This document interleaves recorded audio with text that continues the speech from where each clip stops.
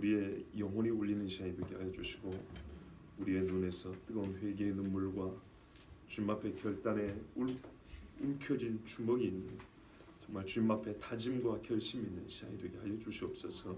예수 그리스도 이름으로 기도하옵나이다. 아멘.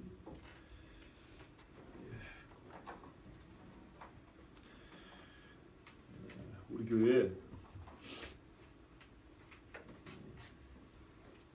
얼마 전까지만 하더라도 성도들이 이렇게 수가 이렇게 계속 늘었죠. 그러다 다시 또 좀 줄고 있죠. 교회마다 그럴 수도 있는 것입니다.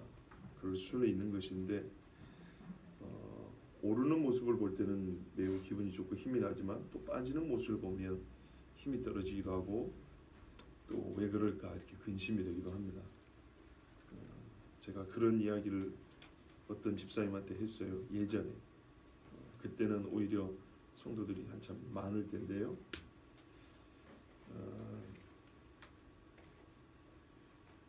주일날 교회를 잘 안 나오시길래 그랬죠. 나 때문입니까? 물어봤어요. 항상 저부터 생각을 해봅니다. 나 때문입니까? 만약에 나 때문이면 제가 나갑니다.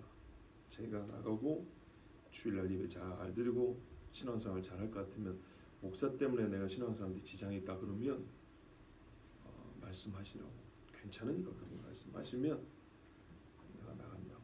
그러면 신앙생활 잘할 수 있다 하는데 그게 바른 거지. 그랬더니 뭐 말을 안 해요. 말은 그렇다는 것 같기도 하고 아니다는 것 같기도 하고 좀 헷갈리는데요. 하여튼 말이 없어 여기까지 지금 오긴 됐습니다. 네, 오늘 같이 또 이런 안식일을 지키라. 사실 뭐 지금 주일과 안식일, 사실 우리에게는 안식일이나 주일이나 영적인 연속성이 있기 때문에 같은 날로 우리가 지킨다고 할 때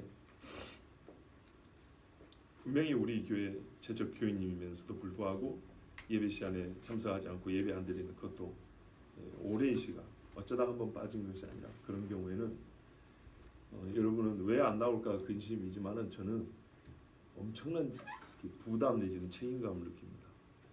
때로는 달래보고 조용히 이렇게 타일러 보기도 하고 또 뭔 근심 있는가 물어보기도 하지만 어떤 경우에는 화도 납니다. 왜 화가 날까? 여러 가지 이유가 있겠죠. 자, 어쨌든 그런 오늘 우리가 다시 한번 안식일을 지키라는 말씀을 오전과 오후에 듣게 됩니다. 그래서 어떤 의미에서는 그 어느 때보다 조금 더 진지하게 좀 듣기를 원하고요.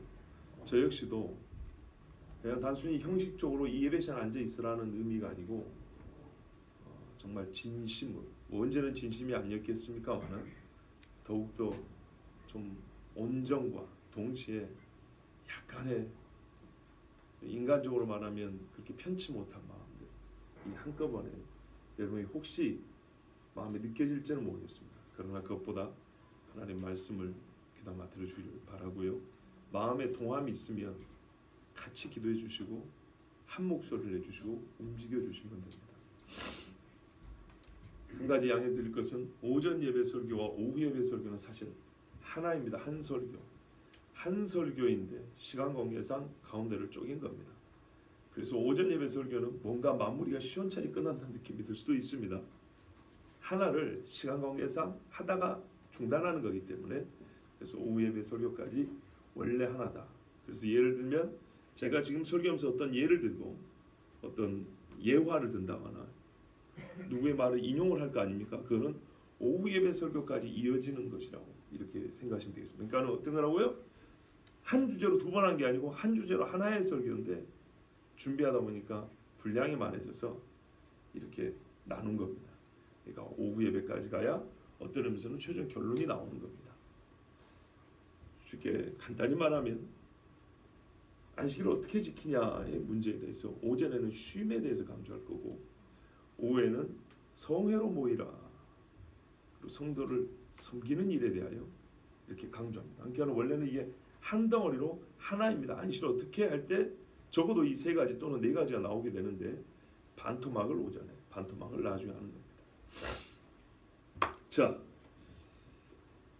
우리는 지금까지 안식일은 토요일이 아니고 주일은 일요일이 아니라는 사실을 확인했습니다. 그 이유는 우리가 본래 하나님이 세우신 달력이 아니라 로마인들이 이교의 천체 숭배를 위한 달력을 교묘히 교회에 들여온 것을 따르고 있기 때문이라 그랬습니다. 그래서 본래 모든 사람은 안식일을 7째 날로 지켜야 하나 토요일로 바꿔버렸고요.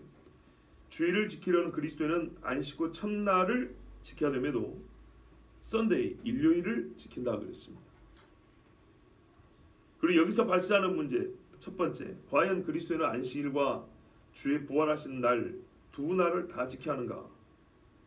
실천적으로 말하면 안식일과 주일은 모두 안식일 규정에 입각하여 지켜야 되는가?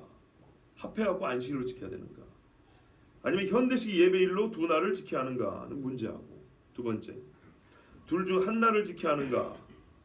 이때 지키지 못하는 날은 폐주된 것인가? 아니면 지키는 다른 한 날에 흡수되는 것인가? 이와 같은 문제들은 어느 하나도 쉽게 답할 수 있는 문제들은 아닙니다. 그러나 간단히 이 문제들에 대해 결론을 제시한다면, 지난 2시간에 대하여 요약하여 결론을 제시한다면 우리는 본래의 안식일과 주일을 찾아야 한다는 것입니다. 일단은 그렇게 해야 됩니다. 그리고 우리는 유대인들의 달력을 통해 그 날들을 또 찾아고 알 수 있게 된 대로 그 날의 의미를 성경에서 반드시 확인해 봐야 됩니다. 다만 그 날들을 찾았다고 해서 엄격히 유대인식의 안식일 규정을 지킬 필요는 없습니다. 이 말은 유대인들의 전통을 말하는 것이지 구약 성경을 무시하자는 게 아닙니다. 의식법적 차원은 아니더라도 우리 신앙의 표로서 하나님의 언약을 기억하는 행위로서 규범을 준수하는 건 당연합니다. 무슨 말이냐면 우리가 6월절 양을 안 잡아도 사실 잡을 필요도 없습니다. 지금 예수님이 죽으셨기 때문에. 그러나 성찬을 행하면서 예수님의 죽으심을 기념하는 것처럼 무언가 하나님 앞에 우리가 유대인과 똑같이 하지는 않지만은 하나님의 약속한 날과 시와 이 언약의 때에 대해서는 뭔가 기억할 수 있는 행위를 하는 것은 절대 버려서는 안 되는 겁니다. 그런 차원에서 볼 때 그리스도인은 안식일이 말 그대로 안식을 위하여 주신 거룩한 날이요 참 안식할 날을 그림자로 보여준 날로서 언약적인 연속성, 한 언약을 담고 있는 날들 아니겠습니까? 그리고 언약의 예표와 성취 구조 속에서 그리스도께서 부활하신 날을 안식일을 대신하여 지키는 것이 무방하다고 지난주에 말씀드렸습니다. 무방하다, 사실은 그 이상입니다. 아쉬운 점은 현재 달력 구조 속에서 우리가 안식 후 첫날을 주의 날로 지키기가 어렵다는 것인데 최소한 지금의 일요일을 주일로 지키는 것만이라도 잘 지켜야 되겠습니다. 왜냐하면 그렇지 않으면 썬데이니까 이날마저 없애버리자 이렇게 돼버리면 사람들의 마음은 실로 하나님으로부터 멀리 떠나버릴 것이고 일주일 중 어느 한 날도 하나님 앞에 나아갈 시간을 갖지 않을 것이 뻔하기 때문입니다. 매일 예배 드리는 것이 아니라 아예 하루도 주님 앞에 예배 안 드릴 겁니다. 로마서 14장 5절에서 6절 전반부에 보면 혹은 이날을 전날보다 낫게 여기고 혹은 모든 날을 같게 여기나니 각각 자기 마음에 확정할지니라. 나를 중히 여기는 자도 주를 위하여 중히 여기고 라는 말씀이 있습니다.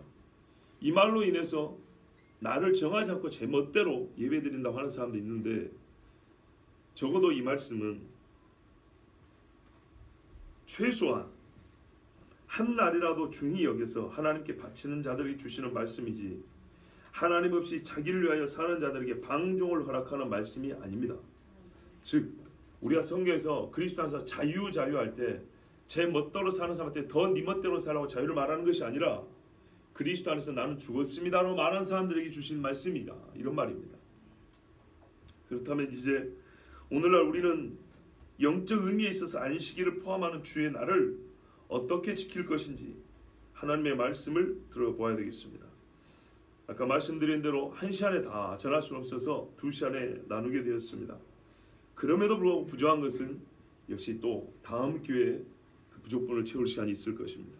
먼저 현대 교인들이 가지고 있는 주일 성수에 대한 관점을 또는 시각을 잘 보여주는 글이 있어서 소개합니다. 지난달인가 우리가 경건도서로 삼았던 김남준 목사님의 주일 성수라는 책이 있었어요. 그 안에 4가지 유형이 적어져 있더라고요. 4가지만 있는 게 아니에요, 사실.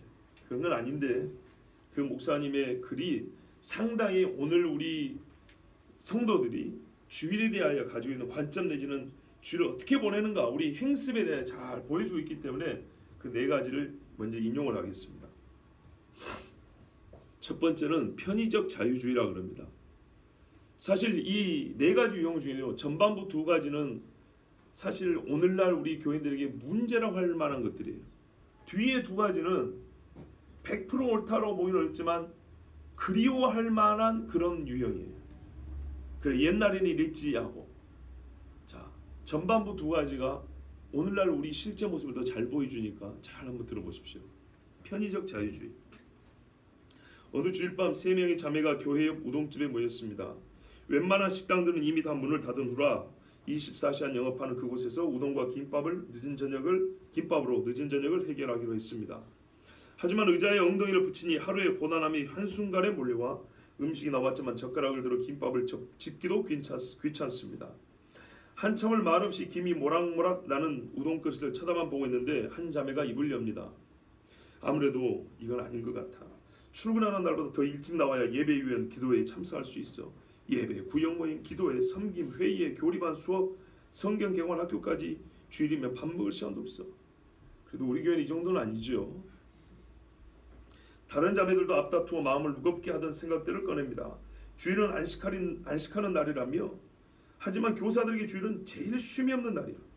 구역장은 어떻고? 난 구역장이 된 후로 주말에 가족들과 저녁 식사를 함께 한 적이 없어. 서로의 공허한 눈빛을 보니 자신들은 모두 하나님의 집에서 영혼의 만족을 누린 사람들이 아니라는 생각이 듭니다.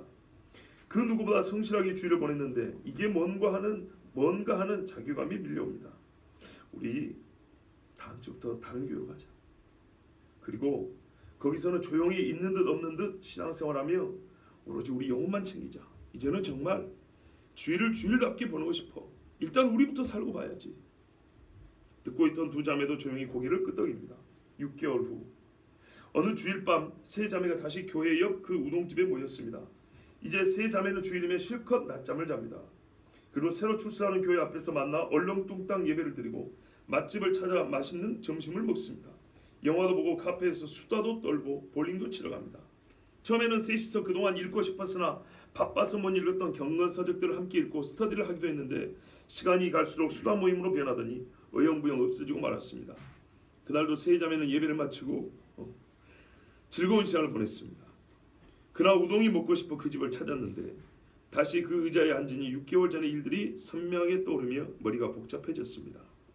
지난 6개월이 파노라마처럼 머릿속을 흘러갑니다. 먹는 둥 마는 둥 우동집을 나서는데 눈물 콧물 흘리며 기도하고 예배하던 예전의 교회가 보였습니다. 차마 종탑 위에 십자를 마주볼 수 없어 3 자매는 황급히 고개를 떨굽니다. 우리는 주일을 겨우 이렇게 보내려고 교회를 박차고 나온 건가? 셋 다 동일한 생각을 하며 집으로 돌아갔습니다. 2번째 유형입니다. 치우친 이론론주의라고 합니다. 이것은 그리스도인의 삶 전체를 예배로 보는 입장입니다. 이런 입장을 취하는 사람들이 자신들의 견해를 입증하는 성경 구절로서 자주 인용하는 본문이 있습니다. 이것도 김남준 목사님 글에 나온 겁니다. 그러므로 형제들아 내가 하나님의 모든 자비하심으로 너희를 권하노니 너희 몸을 하나님이 기뻐하시는 거룩한 산제물로 드리라. 이는 너희가 드릴 영적 예배니라.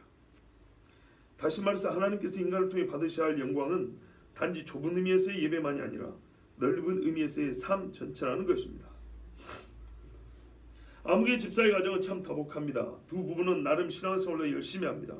개인 경건생활도 꾸준히 하고 있고 수련회나 사경회가 열리면 제법 은혜도 받습니다. 둘 다 부모님 대에서부터 신앙생활을 해온 터라 헌금생활에서도 적극적이고 구제와 선교활동에도 관심이 많습니다. 다만 부부는 모두 직장생활을 하고 있고 자녀들이 아직 어린 터라 교회에서 특별한 섬김을 하고 있지는 않습니다. 부부는 가끔씩 그래도 우리 정도면 신앙생활을 잘하고 있는 것 아닌가 하는 생각을 합니다. 부부에게는 같은 취미가 있습니다. 바로 여행입니다. 부부는 아이들을 위해서도 여행보다 좋은 교육은 없다고 생각하기에 기회가 되면 여행을 떠납니다. 기회만 되면 여행을 떠납니다. 그러니까 주일의 관계에서 제가 좀 이따 쉼을 말씀할 때는 바로 경제적인 이유인데 경제적인 이유만 있는 건 아니에요. 그런데 직장 생활을 하는 탓에 평일에 움직이기 힘든 부부는 언젠가부터 주일을 끼워서 여행 계획을 세우기 시작했습니다. 처음에는 이런 교회, 지방의 교회나 해외의 한인교회들을 찾아 예배드리면 목회자들에게 힘도 줄 수 있고 좋잖아. 반드시 등록된 교회에서 주일 예배를 드려야 한다는 생각을 버리고 1년에 한두 번쯤은 여행지에서 만나는 교회에서 예배를 드려보자. 이거를 저 역시 100% 반대하는 게 아닙니다. 등록된 교회에서만 예배라는 얘기는 그런 얘기 아닙니다. 우리의 마음의 경향을 보세요. 어쩌면 주일을 더 풍성한 은혜 속에서 보낼 수 있을지도 몰라라고 생각했습니다. 실제로 그곳에서 만날 목회자분들에게 드릴 선물들을 준비해서 가기도 했습니다. 그런데 몇 번 그렇게 하다 보니 여행지 가운데는 생각보다 교회가 없는 곳이 많았습니다. 있어도 당초의 예상과 달리 초대받지 않은 손님 취급을 당하게 되는 경우가 생겼습니다. 무엇보다 주일에 교회가 있는 곳에 머물 수 있게 여행 계획을 잡다 보니 여행 동선 전체가 모호하게 꼬이는 경우도 생겼습니다. 어렵게 찾아간 교회에서 형식적인 예배만 드리고 돌아오던 날 부부는 결심했습니다. 그러니까 예배 잘 드릴 줄 알았는데 형식으로 되더라는 거예요. 그렇게 하다 보니 우리 굳이 교회라는 건물에 얽매이지 말자. 들어본 소리죠. 우리가 그 교회인데 장소가 어디면 어때? 호텔방에서도 우리 네 식구가 예배 드릴 수 있어. 교회가 아니면 어때? 하나님이 임재하시면 거기가 교회지.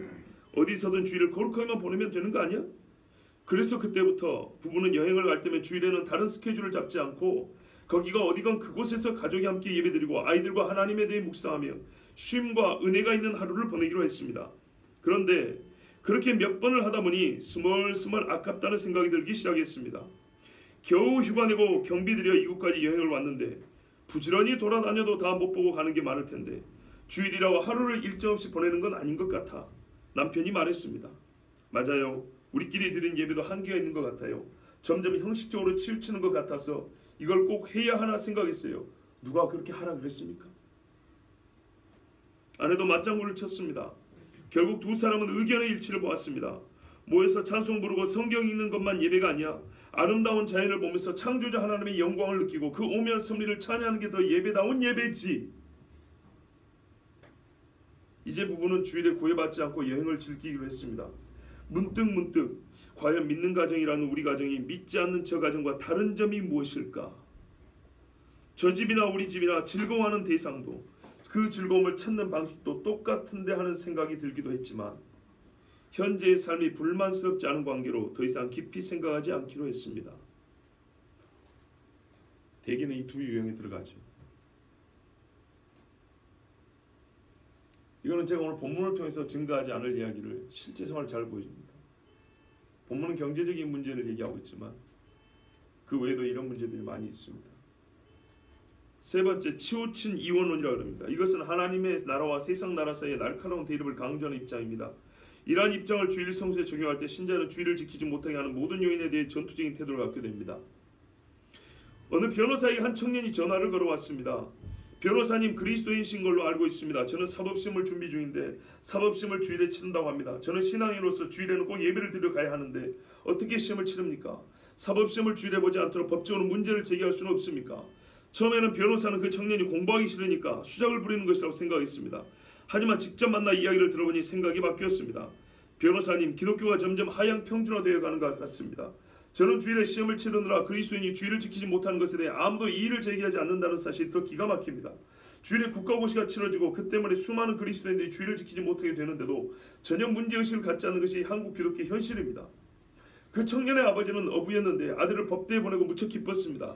그런데 아들이 주일 성수 때문에 사법시험을 볼 수 없다고 하자 몹시 낙담하셨다고 합니다. 그 모습을 보고 청년은 심적으로 큰 갈등을 겪었으나 주일 성수에 대한 본인의 의지를 꺾을 수는 없어 주일이 아닌 다른 날의 사법시험을 볼 수 있는 방법을 찾아보기로 결심했습니다. 그래서 결국 변호사에게 찾아오게 된 것입니다. 변호사는 그 청년을 위해 헌법소원을 시작했습니다. 물론 소송이 이길 가능성은 전혀 없었습니다. 그렇지만 영국 노예제도를 반대했던 윌버포스를 떠올리며 계란으로 바위를 치는 것이라 할지라도 계속 문제를 제기하자 윌버포스가 죽기 전에 노예제도 폐지를 보지 않았는가 생각하고 재판을 시작했습니다. 재판은 주일이 아니면 시험 볼 장소가 없다는 이유로 패소했습니다. 그러나 그 재판은 기독교인들에게 주일 성수에 대한 문제의식을 심어주었습니다. 이건 실화를 바탕으로 쓴 글입니다. 네 번째, 경험적 축복주의입니다. 이것은 주일을 철저히 지키는 성경적인 신앙이라는 것을 강조할 뿐만 아니라 거기에는 반드시 보상이 따른다는 것을 강조하는 입장입니다. 이러한 견해는 특히 보수적인 신앙을 가지고 있으면서 번영주의 신앙을 따르는 사람들이 큰 환영을 받고 있습니다. 이러한 입장에 서 있는 사람들은 실제로 경험한 간증들을 근거로 제시하기도 합니다.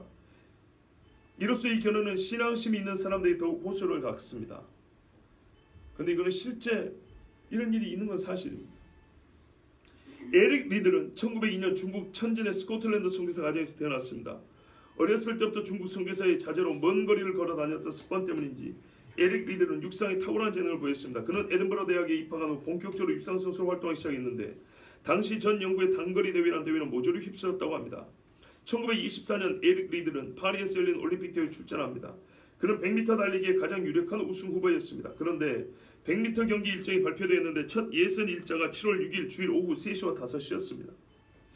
감독이 그 일정표를 보여주자 그는 저는 주일에는 안 됩니다. 안 뜁니다 하고 단호하게 말했습니다. 그의 금메달을 그 자신은 물론 그의 가족과 나아가 조국인 영국 국민 전체가 학수고대하고 있는 상황이었습니다. 그러나 그는 자신이 지금까지 지켜온 주일 성수의 방식을 포기할 수 없었습니다. 에릭 리들이 100m 출전을 포기했다는 소식이 전해지자 영국 전체에서 냉소적인 반응이 터져나왔습니다. 그를 편협하고 옹졸한 신앙인, 신앙을 소매 끝에 달고 다니는 신앙인, 신앙심 깊은 척하는 위선자, 조국의 명예를 버린 위선자라고 비난하는 기사들이 신문에 도배되었습니다. 그러나 에릭 리들은 100m 예선 경기가 있던 7월 6일 주일 스코츠커크 장로교회에 있었습니다.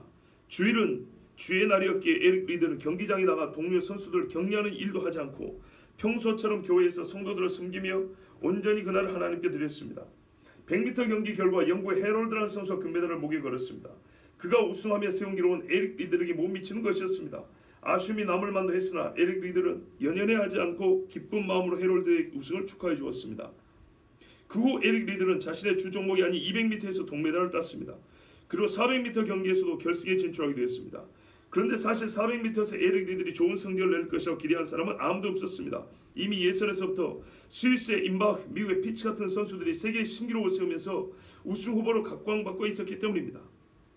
더구나 에릭 리들은 단거리에서만 강할 뿐 100m가 넘어서면 힘이 떨어져 속도가 느려지는 선수로 평가받고 있었습니다.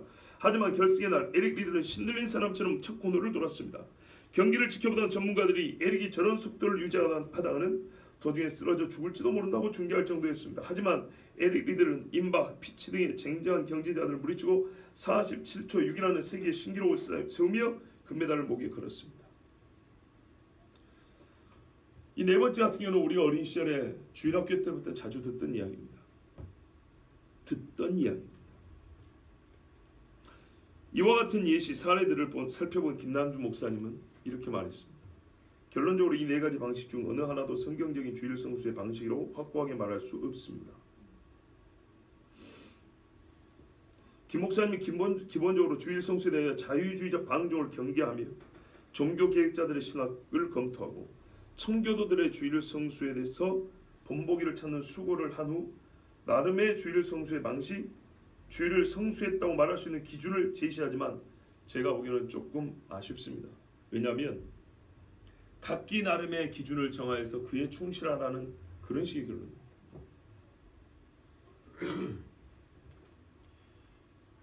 교회 역사와 전통적 한국교회의 정서를 고려한 결론이기도 합니다. 오해하지 마세요. 제멋대로 했다 그런 뜻은 아니에요. 이분은 아까 분명히 청교도적인 기준을 가르쳐 줬어요. 그걸 살펴서 정하라 그랬어요. 그렇지만 성경의 기준이 아니라 어느 바른 신앙인의 자기 기준에 불과할 수 있고 자칫 경건을 자처하는 자들의 자의적 규범이 될 수 있기 때문에 좀 부족하다 생각이 듭니다. 물론 구체적인 삶의 방식으로서 주일 성수를 어떻게 하는지에 대해서 단답식으로 말하기는 어렵습니다. 실천적으로 옳은 주일 성수는 어디까지나 성경에서부터 그 답을 찾아야 하는데 우리에게 우리 삶을 구체적으로 나눠서 이거를 가르쳐줄 만한 그런 기준을 찾기가 쉽지는 않습니다. 예를 들면 군인이 근무를 쇠야 합니까 말아야 합니까? 응급 환자 왔는데 의사가 수술해줘야 됩니까 말아야 됩니까? 해주면 수술비를 받아요. 어떻게 해야 됩니까? 궁금하죠? 성경에 이해가 되어 있습니다. 너희 짐승이 웅덩이에 빠지면 어떻게 하게 됩니까? 한편 손마른 이 딸을 하나님이 이 안식할 날 진짜 이걸 고쳐주면 안식이 되는데 하나님이 이거를 안 고쳐주시겠다. 그래서 예수를 고쳐주셨어요. 자, 이렇게 예를 찾을 수 있습니다. 그러니까 무슨 말이냐? 그래서 아까 말씀드린 거예요. 유대식의 안식일 규범이 아니라 성경적 안식일 규범은 허용하는 행위가 있어요. 금하는 것이 있고 허용하는 게 있다고.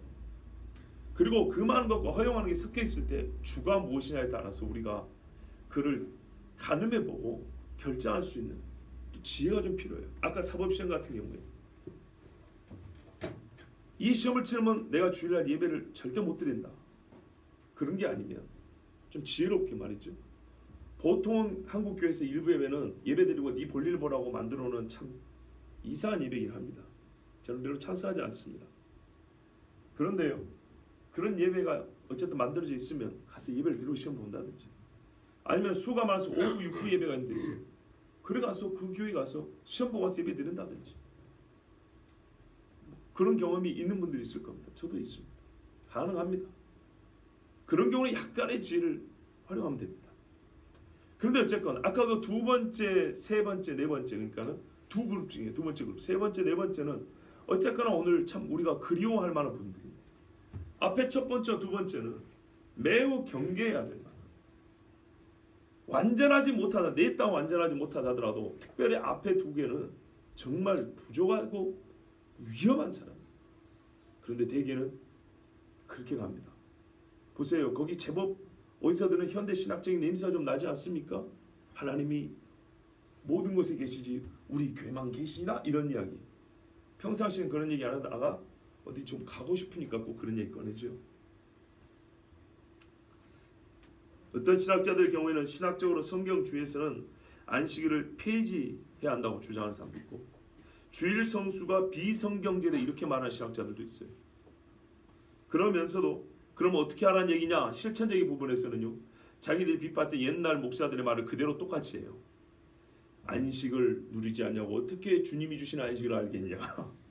예배를 안 드리고 어떻게 예수를 믿는다 할 수 있겠냐? 왜 또 그렇게 얘기하냐고요? 그러면 처음부터 성경에서 하나님 앞에 예배하는 날을 정하라 했다 이렇게 가르쳐야지. 완전 이런 모순을 보이기도 합니다. 자, 그러니까 우리는요, 안식일 옆줄 주일, 안식일이면서 주일인 이 날을 성경대로 지키면 됩니다. 오늘 신명기 말씀 보면 내 하나님 여호와가 내게 명령한 대로 안식일을 지켜 거룩하게 하라 그랬습니다. 신명기나 출애굽기 공의 모두 하나님께서 안식일은 이미 명령하여 지키겠다고 인정합니다. 이는 분명 창세일을 말하는 것입니다. 어떤 이는 창세일은 하나님 자신의 휴식을 말하는 것이지 사람에게 쉬라고 하는 것이 아니다고 주장하기도 합니다. 그리고 시내산 계명 전에는 사람이 안식일을 지킨 경우가 없으며 명령을 받은 적도 없다고 말합니다. 그러나 이는 무지의 소치. 시내산 명령이란 출애굽기 20장을 말하는 건데, 출애굽기 16장에 이미 하나님은 안식일을 이스라엘 사람들이 명령도 하면서 이미 알고 있는 것처럼 말합니다. 출애굽기 16장 오늘 우리 두 번째 본문이죠. 22절에서 26절을 보겠습니다.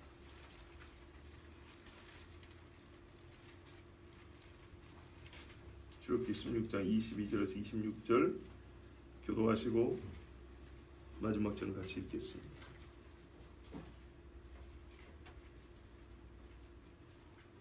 여섯째 날에는 각 사람이 갑절의 식물 곧 하나에 2 오멜씩 거둔지라. 회중의 모든 지도자가 와서 모세에게 알림해. 모세가 그들에게 이르되 여호와께서 이같이 말씀하셨느니라. 내일은 유일이니 여호와께 거룩한 안식일이라. 너희가 굴 것은 굽고 삶은 것은 삶고 그 나머지는 다 너희를 위하여 아침까지 간수하라. 그들이 모세의 명령대로 아침까지 간수하였으나 냄새도 나지 아니하고 벌레도 생기지 아니한지라. 모세가 이르되 오늘은 그것을 먹으라. 오늘은 여호와의 안식일이즉 오늘은 너희가 들에서 그것을 얻지 못하리라. 엿새 동안은 너희가 같이 봅니다. 엿새 동안은 너희가 그것을 거두되 일곱째 날은 안식일인즉 그날에는 없으리라 하였으나. 아멘. 모세가 이스라엘 사람들이 말하기를 내일은 휴일, 휴식이니 그랬어요. 휴식하라가 아니고 휴식이니. 본래부터 그렇다는 것입니다. 여호와께 거룩한 안식일이라. 그러면서 6일 동안은 너희가 그것을 거두되 제7일은 안식일인즉 그날에는 없으리라 그랬습니다. 여러분, 여호와께 거룩한 안식일이라 누가 쉽니까? 누가 쉬어요? 사람들이 쉬죠. 그래서 안식일은 사람을 위하여 있다고 그러지 않습니까? 그런데 아까 어떤 신학자들이 뭐라 그랬다고요? 하나님이 자기가 쉰다고 안식일을 만들었다고 이렇게 말했다고 그랬죠. 신해산 계명, 즉 출애굽기 20장의 제4계명이 주어지기 전까지는 하나님이 자기 쉬려고 안식일을 정해놨고 출애굽기 20장에 가서야 사람들에게 쉬라 그랬다는 거예요. 그런데 여기 16장에 보세요. 뭐라고 했다고요? 16장과 20장은 엄청난 차이입니다. 여러분, 시간적 거리가 뭡니다.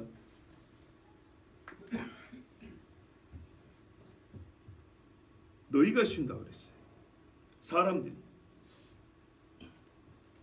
이날의 휴식은 처음에 거룩한 안식일 규정에 새로 더한 것이 아니라 그날의 본래 의미와 뜻 중 하나가 아닌가입니다. 무슨 말이냐면 휴식이면서 안식일이다. 거룩하다입니다.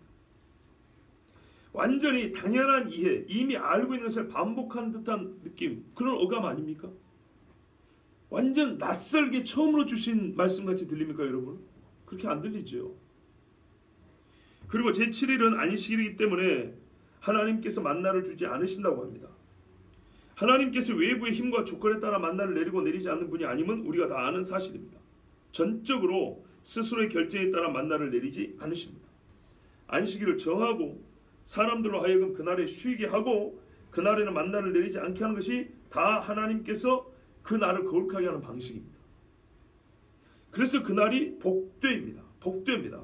일하지 않음으로 복이 달아나는 것이 아니라 쉼으로 복이 되는 날, 쉬는데도 불구하고 하나님께서 생존에 아무 문제가 없게 하심을 체험하고 그분께 감사함의 영광 돌리는 날, 잊어먹었던 창조주와 나를 구원하신 분이 누구인지를 기억하는 날, 거룩한 날 안식일입니다. 출애굽기 20장 11절, 즉 제4계명이 주어지는 그 말씀에 뭐라고 합니까? 이는 엿새 동안에 나 여호와가 하늘과 땅과 바다와 그 가운데 모든 것을 만들고 일곱째 날에 쉬었음이라. 그러므로 보세요. 분명히 자기가 쉬었다고 했어요. 그러므로 나 여호와가 안식일을 복되게 하여 그날을 거룩하게 하였느니라. 이 말씀은 창세기 2장 1절에서 3절 말씀의 반복이면서 그 뜻을 설명해 주는 말씀입니다.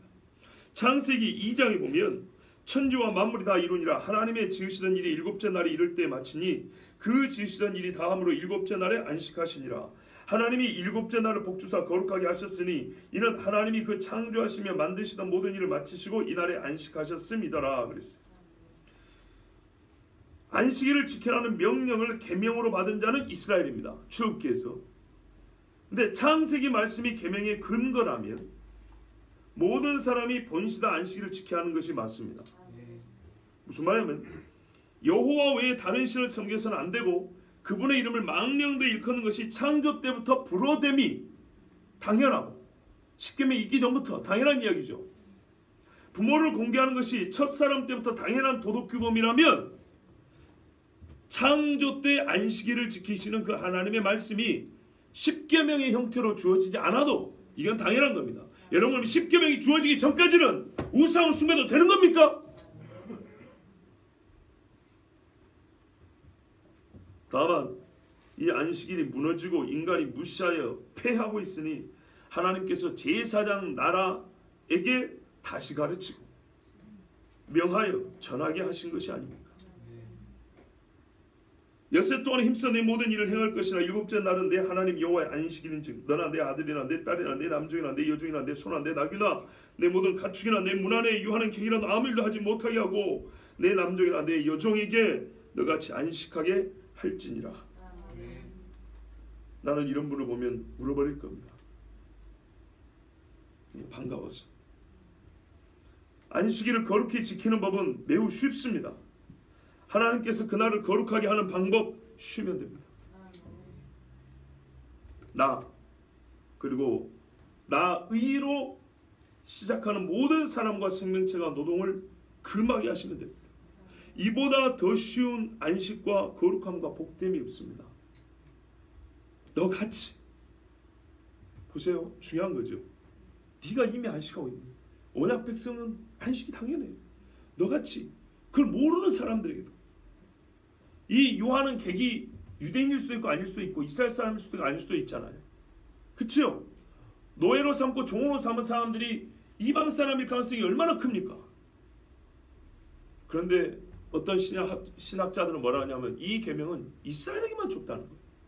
원래는 하나님 자기가 쉬려고 만들어 놓은 거고, 하나님 자기가 쉬려고 누가 못 쉬게 합니까 하나님을? 그리고 이스라엘에게만 줬다는 거예요. 좀 읽어보고 얘기를 하고 싶어요. 제발.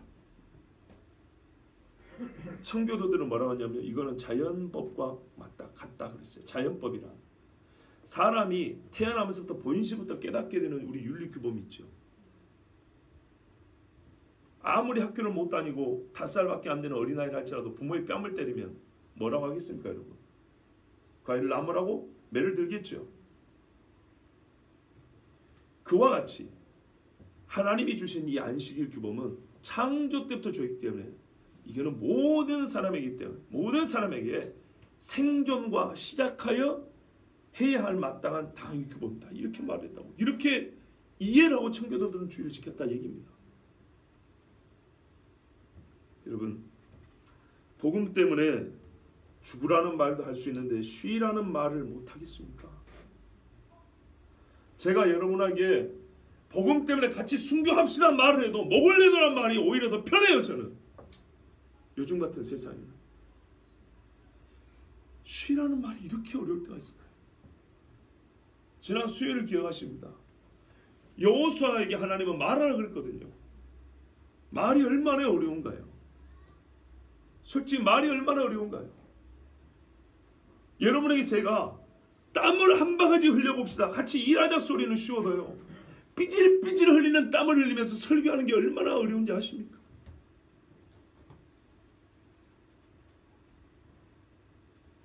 차라리 여기 가서 풀을 베고 먼 교회에 일을 하는데 나는 1시간 같이 하자고 하고 또 제가 여러분의 1시간 같이 일하자 하는 게 마음이 훨씬 편해요.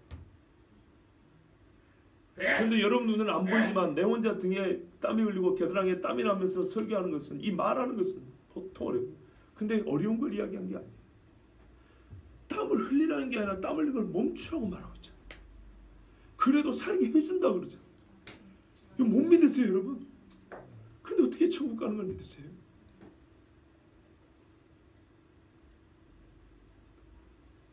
안식일 규정은 제7일의 안식만 명하는 것은 또 아닙니다. 6일간 일 안 하는 명령과 함께 주어졌음을 기억하십시오. 하나님의 경제체제, 하나님의 경제관념은 뭐냐면 6일간 일하면 먹고 사는데 지장이 없다는 거예요. 하나님 본래 그렇게 만들었어요. 그래서 7일째 안식에도 걱정이 없었어요. 그런데 이 마귀가 어떤 짓을 했는가 보라고요. 7일 동안 아무리 일을 해도 못 먹고 살게 만들어 버렸어요. 물가는 오르죠. 임금은 떨어지죠. 상대적으로. 소비 욕구는 이렇게 났죠. 광고만 보면 홈쇼핑만 하면 거기 사이트 들어가 보면 롯데마트 한 바퀴 돌고 나면 나도 모르게 양쪽이 무거워있고 돈 수십만이 순식간에 나가기 버린 이렇게 만들어놨어요. 불필요한 씀씀이가 많아져가지고 못 먹고 못 살게 만들어놨어요. 그런데 만족감은 떨어져요. 옛날에는 짜장면 한 그릇도 괜찮았는데 요즘에는요 짜장면 한 그릇이 아니라 몇만 원짜리 밥을 얻어 먹어도 잘 얻어먹고 고맙다는 마음이 별로 그렇죠. 이게 사람이 주는 마음인가요? 하나님이 주신 마음인가요? 아, 마귀가 주는 거죠. 감사할 줄 모르고. 그러니요 더도 하니까 7일간 혓바닥이 이렇게 단내가 나게 일을 해도 못 먹고 못 살게 만들었어요. 이 시스템을 이렇게 변질된 걸 기독교인들이 허용했잖아요. 옛날에 산업혁명 때 영국에서 그걸 허용했다고요. 영국 사람들이. 또 오해하지 마세요. 영국 사람만 잘못했다는 게 아니에요. 어디서부터 이런 일이 가속화됐는지를 그 시발점을 말씀드린 것뿐이에요. 그뿐 아니라 또 반대로 6일을 일 못하게 만들어놨어요. 6일을 넘어서 7일 일해도 못 먹고 못 살게 만드는 것뿐만 아니라 어떤 경우는 6일을 일 못하게 더 쉬게 해준다는 명분으로 5일만 일하게 만들어놨어요. 또 4일만 일하게 만들어놨어요. 그래서 어떻게 해요? 더 쉬게 해줄 테니까 대신 7일은 내놔. 이해 안 되세요? 다른 날 쉬게 해줄게. 더 많이 쉬게 해줄게. 저는 썬데이가 주의 날로 지켜지는 것에 큰 만족, 그러니까 기쁨 별로 없어요. 그게 그렇게 기쁘거나 만족스럽진 않아요. 그러나 어쨌든 우리가 주님 앞에 예배되는 그 한 날, 그나마 어쨌든 여기까지 2000년 동안 지켜온 그 한 날, 그 한 날도 마귀는 나를 병개하더니 그 날마저도 병든 날마다 뺏으려고 아무리 벌어도 못 먹게 해놓고 못 만족하게 해놓고 또는 더 쉬게 해준다는, 거꾸로 더 쉬게 해줄게 해놓으면서 그날은 내놔, 이런 식으로 성경대로 하면 먹고 살 수 있어요. 우리가 성경대로 욕심부리지 않으면 6일 동안 성경을 부지런히 일하라 그랬어요. 누구든지 6일 동안 부지런히 일하면 하나님이 만들어놓은 세상에서는 본래 7일째 일하면 먹고 살 수 있게 되었어요. 그런데 사람은 그렇게 못하게, 사람의 머릿속에서 나온 것들이 지금 이 지경으로 만들어 온 거예요. 또 하나는 우리가 그것을 비판 정신없이 비난하지, 절대 그것을 확인해 보지 않고 이것이 옳은지 그런지 생각 안 하고 그냥 따라갔을 뿐이에요. 왜? 그래야 먹고 사니까.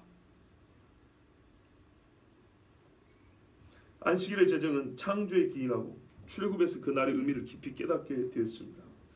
결국 안식일은 처음 창조 시 하나님 안에서 사람이 누렸던 지극한 복락의 상태, 온전한 안식을 다시 되찾아 주시겠다는 하나님의 약속입니다. 그러므로 이를 믿는다면 세상과 세상에 속한 것을 사랑치 않는 믿음이 있어야 하고 그날을 기념하면서 안식 얻을 날을 소망해야 할 것입니다. 이에 마귀는 어찌하든지 사람이 하나님의 약속을 잊게 만들고자 날에 새겨진 하나님의 약속의 때 시간을 구별함으로써 부정해서 자기를 떼어놓는 삶을 시작하도록 한 하나님의 뜻을 저버리겠습니다. 우리가 사는 세계는 공식적으로는 주일을 제 멋대로 일요일로 바꿨을 뿐만 아니라 그나마 휴식은 권장사항이요 마음만 먹으면 언제라도 노동력을 동원할 수 있는 경제 시스템이 구축되어 있습니다. 특별히 사기업이나 영세한 개입 사업체 참 먹고 살기 힘듭니다. 프랜차이즈 사업을 하는 분들에게서 쉬는 날로서 주일을 찾아보기는 어렵습니다. 혹 나는 쉬더라도 가게는 열어야 하는 처지에 종업원을 두고 일을 하게 되고 그런 상태에서 나 역시 일에서 자유롭지 못한 것은 분명합니다. 무슨 말이냐? 교회는 오지만은 내 옷자락의 끄트머리는 그 사업체 문에 딱 걸려있다는 얘기입니다. 그러나 성경은 말씀합니다. 너는 기억하라. 네가 애굽 땅에서 종이 되었더니 내 하나님 여호와가 강한 손과 편팔로 거기서 널 인도하여 내었나니 그러므로 내 하나님 여호와가 내게 명령하여 안식일을 지키라 하느니라. 국경일을 지키라는 것이 아닙니다. 그날 나에게 일어났던 일, 우리에게 있었던 일 잊지 않게 하려 함입니다. 하나님께서 그 아들을 통해 이루실 안식을 바라보게 하시려고 지키라 하셨습니다. 이는 처음부터 사람을 지으실 때 하나님께서 작정하신 일입니다. 그러므로 이 날을 바라보는 자는 이 세상에서 한낱 작은 이익을 위하여 거룩한 시간을 저버리지 않습니다. 구체적으로 말하면 지금부터 쉬십시오.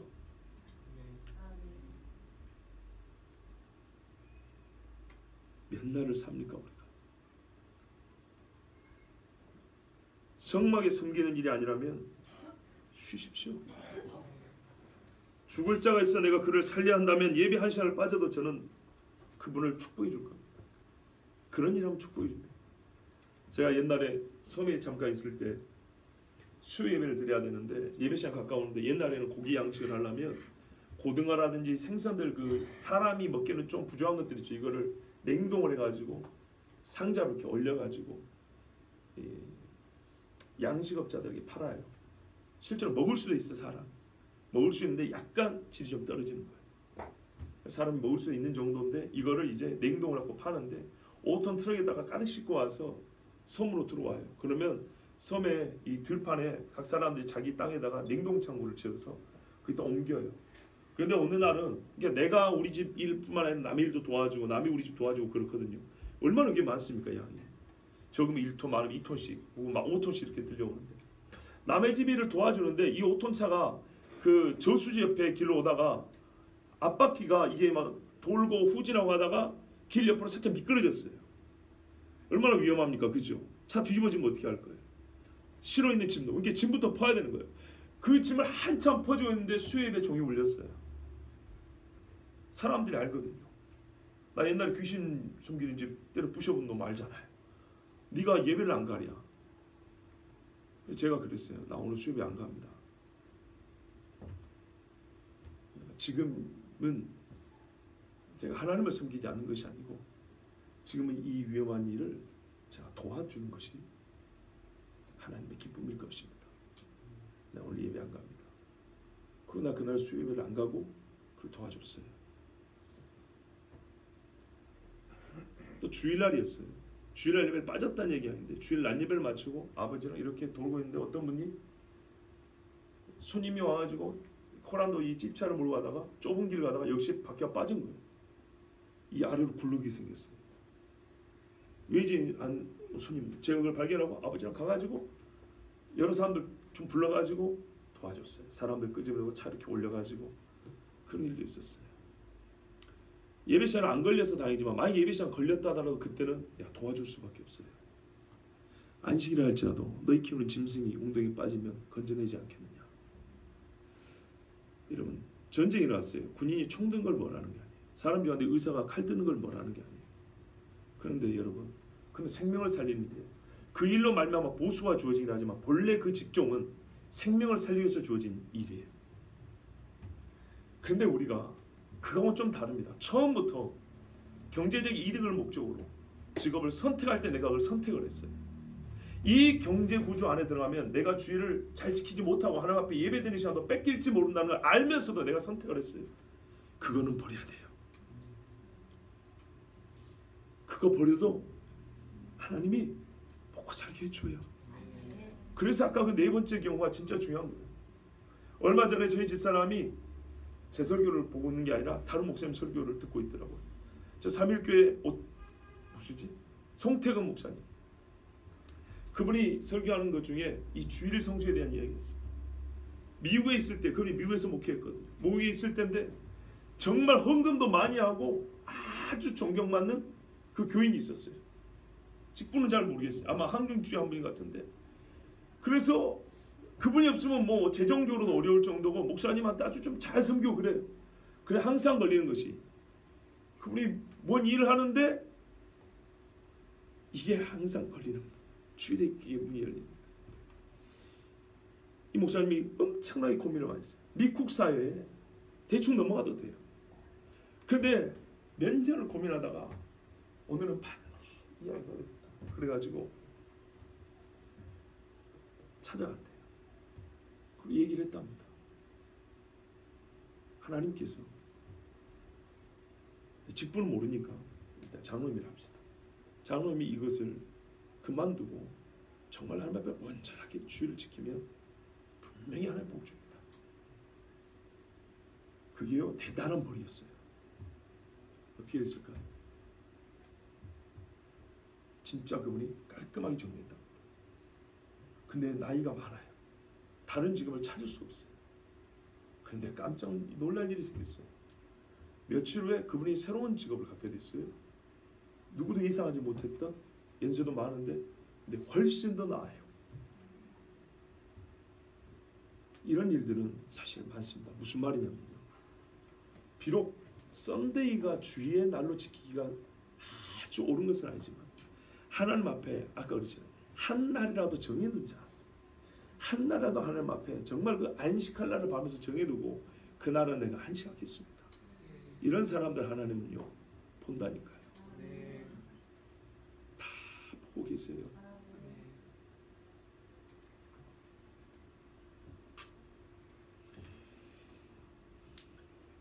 무엇을 먹을까 마실까 두려워 일을 해야 한다면 목숨을 걸고라도 그 일을 그만두고 문을 닫고 교회에 나오십시오. 나에게 속한 모든 자가 쉬게 하십시오. 하나님 없이 살 수 있는 것처럼 꾸며놓은 사람들의 말의 감옥에서 빠져나오시고 이 시대 사람들이 다 사는 방식인데 유별나게 나만 따로일 수 있냐는 자기 합리화에서 빠져나오셔야 합니다. 무한경쟁 사회가 만들어놓은 경제 시스템과 영원한 것을 소홀히 하게 하며 우리 마음에서 이 땅의 것을 한시도 놓지 못하게 만드는 돈의 프레임에서 빠져나와야 합니다. 단순한 명령을 복잡하게 말하고 싶지 않습니다. 그것은 비겁함이에요. 하나님의 뜻을 곡해할 위험이 더욱 커집니다. 우리 하나님과 함께 쉬기로만 작정하시면 됩니다. 주일의 거룩함은 여러분의 쉼에서부터 시작합니다. 주일에 주시는 하나님의 복을 받고자 한다면 주는 복을 받을 시간은 떼어 놓으셔야 합니다.